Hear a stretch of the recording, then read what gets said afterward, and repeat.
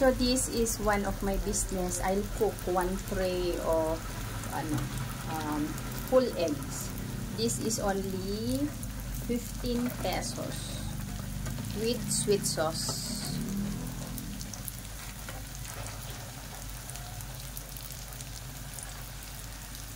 Afterwards, I'll cook fried siomai and then fried hot dog with pork Shanghai.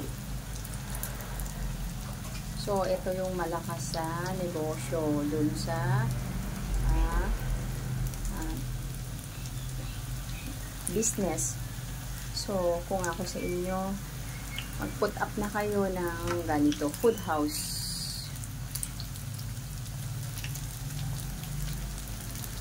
Then, pwede nyo nagdagan ng fishball and then kikiam.